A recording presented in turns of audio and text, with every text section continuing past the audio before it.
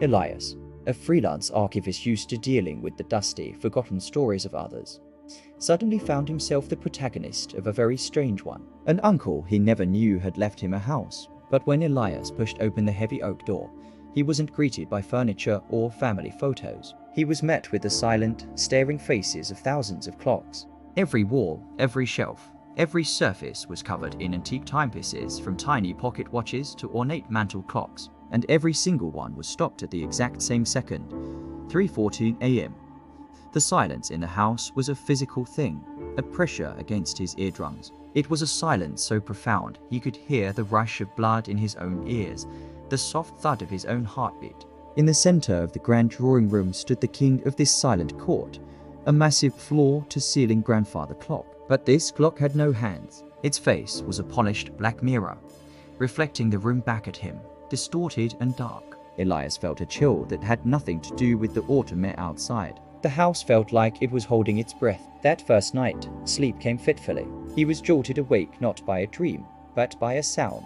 A deafening, cacophonous roar of ticking, thousands of clocks all at once, their mechanical hearts beating in a perfect, thunderous unison. He scrambled out of bed, his own heart hammering in his chest, and raced downstairs. But as his feet hit the bottom step, the sound ceased as abruptly as it began. Silence rushed back in, leaving him standing in the dark, his breath catching in his throat. The clocks were still, all frozen at 3:14 a.m. Was he losing his mind? The next morning, while searching for some clue, anything to explain this madness, he found a leather-bound journal tucked away in a desk drawer. It was his uncle's. As he read the spidery, frantic script, a new kind of dread began to crawl up his spine. His uncle wasn't a collector. He called himself a chela. The journal was filled with bizarre theories and desperate notes. He wrote about sound, how it could be trapped, just like light is trapped in a photograph. He believed you could record a moment not just visually, but orally, capturing the very essence of its soundscape. But what was he trying to record? The entry that made Elias's blood run cold was the last one. His uncle wasn't trying to record a sound. He was trying to record a silence. A specific silence. The one that exists in the infinitesimal pause between heartbeats. He believed something lived there.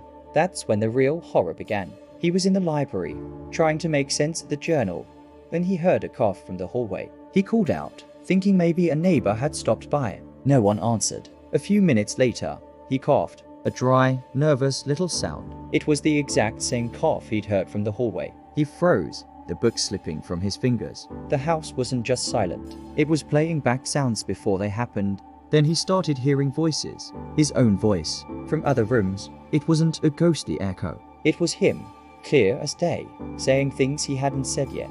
He heard himself humming a tune in the kitchen, and 10 minutes later, found himself humming that exact melody while making coffee, the realization dawning on him halfway through the bar. The house wasn't haunted by a spirit from the past. It was haunted by his own future. He was living in what his uncle's journal called lag time. He was experiencing his own life on a 10-minute delay. The true terror of his situation became clear when he heard himself screaming. A raw, guttural scream of pure fear, coming from the basement. His own voice, 10 minutes from now, was down there, screaming in agony. His instinct was to run to help, but he stopped himself. The journal had warned him. The entity fed on patterns, on loops. If his future self was screaming in the basement, it was because he, in the present, would choose to go down there. He had to break the loop, so he didn't go. He stood at the top of the basement stairs, listening to his own future terror, his hands clenched into fists. He refused to be a puppet. He would not go down those stairs. And as he stood there, defiantly listening to the echoes of what was supposed to be, something changed. The screaming continued, but it was joined by a new sound. Footsteps, but not just his own. There was a second set, and then a third. The thing in the house was realizing its trap wasn't working, so it was adapting. Now, he could hear a new voice mixed in with his own future screams. A voice that sounded almost exactly like his, but not quite right. It was mimicking him, trying to lure his future self deeper into the basement. Panic seized him. He ran, not to the basement, but to the drawing room, the heart of the house. He slammed the heavy doors shut and locked them, his back pressed against the wood.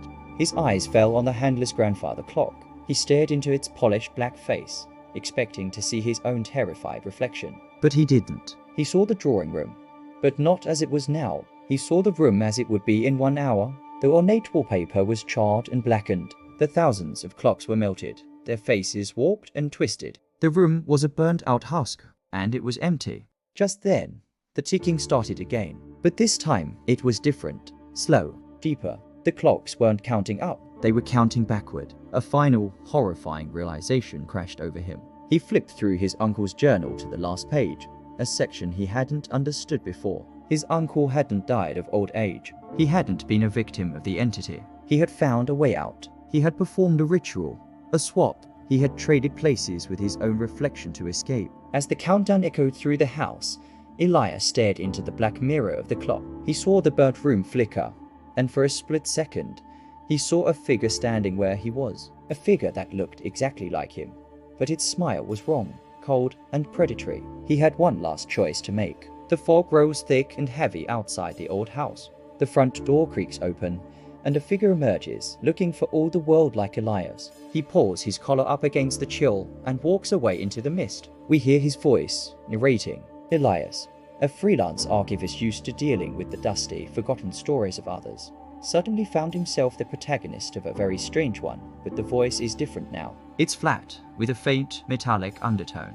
It's the voice of something that has only ever known silence, now trying to imitate a human. Back inside the house, in the drawing room, the real Elias is trapped. He stands behind the polished black glass of the handless clock, his face a mask of silent, unending screens, watching his own reflection walk away with his life. Thanks for watching. If you enjoy stories that explore the chilling side of reality, don't forget to like this video and subscribe for more content that will keep you up at night. Stay safe out there.